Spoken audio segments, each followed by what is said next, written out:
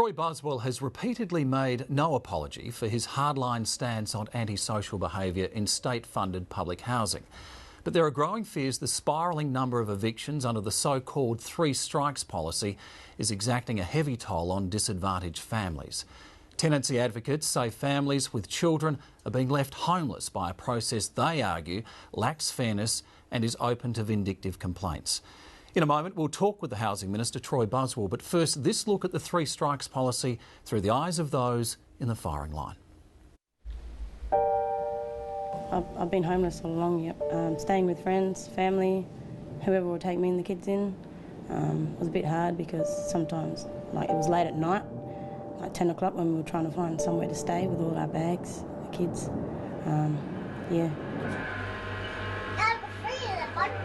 Candice Collard was caring for her children when the Department of Housing evicted her from her home 7 months ago.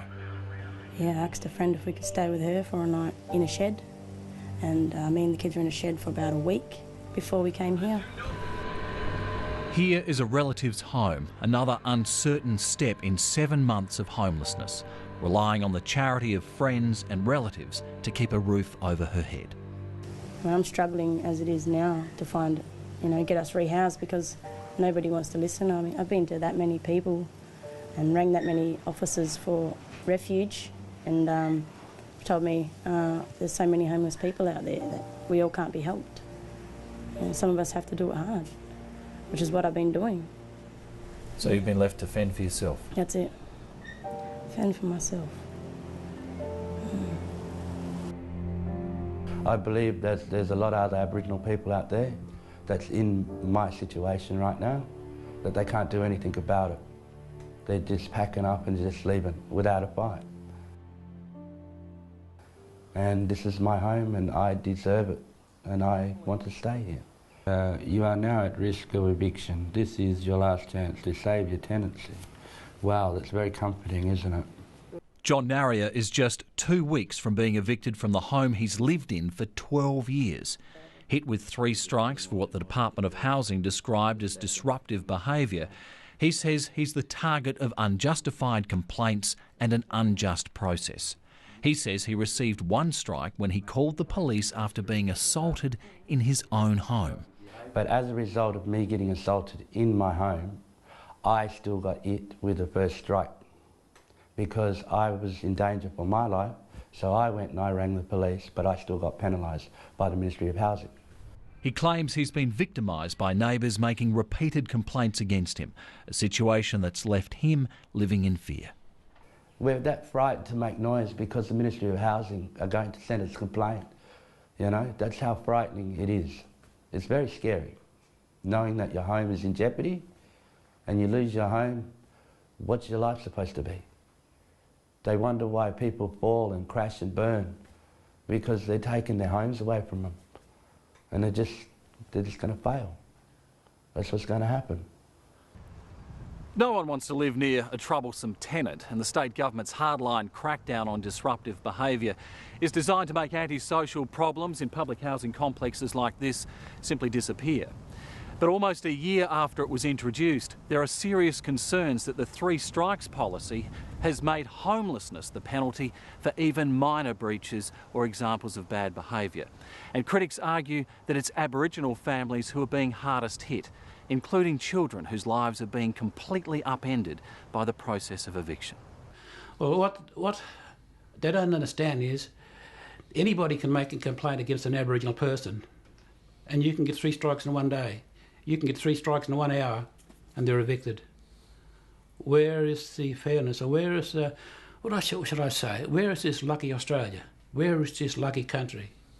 Is this Australia we're talking about, or are we talking about a third world country? The government says there is a due process, but Aboriginal elder Alan Kickett believes luck has run out for many Aboriginal families snared in the 3 strikes net. He says it's a policy that makes difficult situations even worse. I mean, where is their thinking in that? I mean, what they're doing is they're multiplying the problems because somebody's got to look after those kids and those people. They've got to go to somebody else's house. And in most cases, they go to another relly's house and they're in the same position. There's another strike against them. This is a big stick approach. Troy Buswell introduced the three strikes policy in May last year, trumpeting the zero tolerance approach as a solution to antisocial behaviour in public housing. Under the scheme, dangerous behaviour would result in immediate eviction.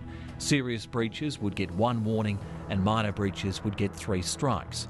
But almost 12 months on, tenancy advocates in Perth's northern suburbs who work with those being struck out of house and home say the process lacks any sense of natural justice.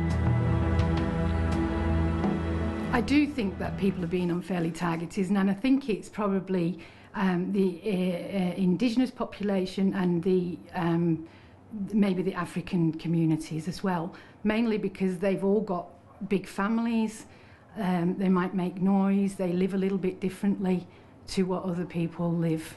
So this is going to be like a new process? Advocates say once someone is in the process, they have no avenue for appeal and virtually no chance to have the strike removed. There's no options. They've just got to be good for the next 12 months and not get another strike. Or, you know, they've got to hope that the neighbour doesn't make vexatious complaints against them in the next 12 months. In Perth's southern suburbs, the situation is so concerning that advocates are planning a lobbying campaign, urging the government to do more than just evict people to homelessness. OK, so you've got 3 strikes. What happens next? What's the grievance process? What are your options? Where are you going to go? Is there not some responsibility on the state to provide something after that? Just days ago, Mandurah's homeless networking group wrote to Troy Buswell, urging him to change the policy, saying the 3 strikes policy as written needs to be removed immediately, and asking who is there to protect the rights of the tenant and their children to a home and all the benefits that come from not being homeless. What is the state bearing responsibility for? If we can't provide for some of our, most vulnerable community members, I would ask the state what they're doing. Isn't that the concept of social housing? Not, it seems, for John Narrier and his partner, whose eviction takes effect in just weeks. What happens after that, he's not sure. We don't know. We have no idea. We don't know where we're going to go. We don't know what we're going to do. I've got a house full of furniture, photos, years of memories. But they just want to take it all away just like that. And I can't allow that to happen. I just can't. Not without a fight. Candice Collard is just trying to hang on to her children. She's worried that having been made homeless, she's at risk of having her children taken into state care. Her children no longer know where to call home. They don't know really. They keep asking when are we getting home, and I don't know what to say to them. I say soon, hopefully we'll get somewhere. Yeah.